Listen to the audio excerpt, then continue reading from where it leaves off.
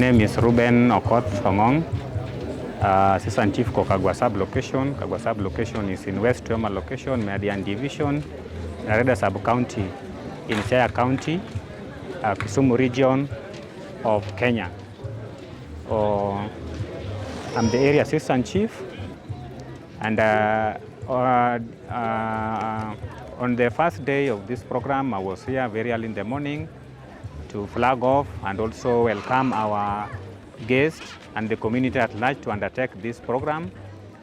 And even though we proceeded to other activities, but this is now the second day, but the occasion has been going on, the activities have been going on, and the camp is well meeting its targets.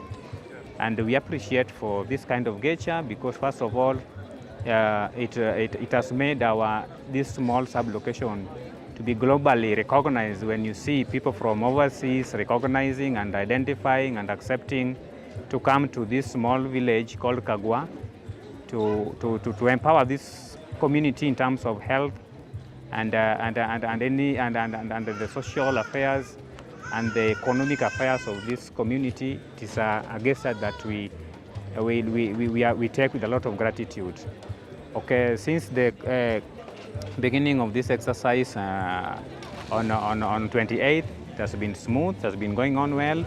By yesterday, we have attended to almost 400 attendees who are served, and I would like to say that the program is good.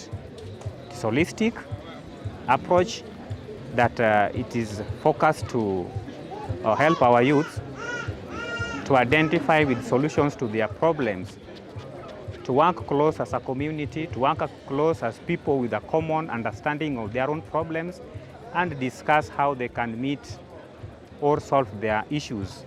And that is why, even though the program was through the health approach, but we have actually realized that it is a holistic one that cut across the socio-economic aspects of our community at large.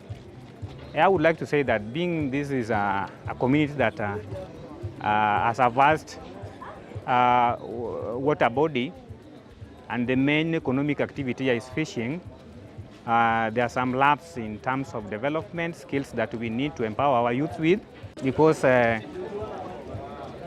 some of them drop out at early age. And as security and as the administration, we have really tried to change that. But since you can find that many of their parents did not go far with their education, still we need a lot to sensitize them to take a lot serious with matters education concerning their life, because without education, we cannot change our society. Then on top of that, we also need capacity to generate income-generating activities. We are fond of believing that we can only be fishermen. If not, we be employed by employers or the government, which of course that thinking must change, because world population has exploded and the resources are scarce.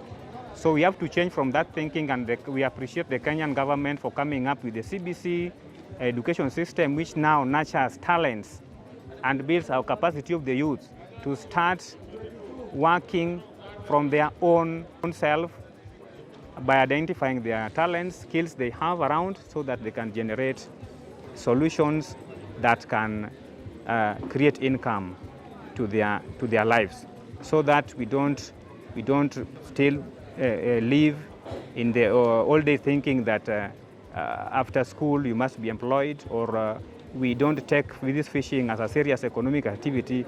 Like most cases, you'd hear the youth after doing their Form 4 or graduating, they are saying they are waiting for employment.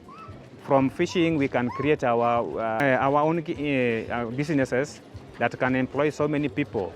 Because those who buy omena from the daga from around, they take it to companies, but they buy it at a very low price, which we don't actually see the value in the society. And that is why we are calling up upon the youth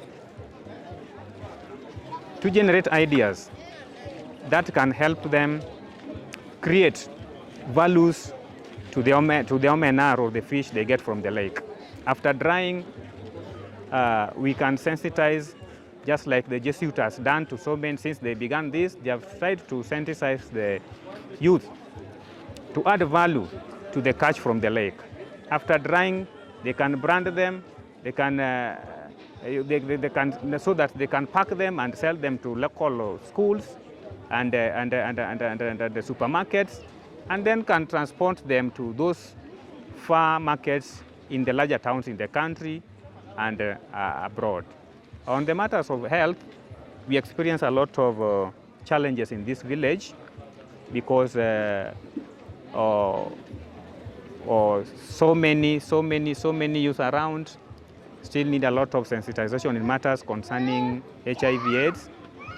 Sexuality education has gone low because almost our old grandparents who used to train the young generation are nowadays few.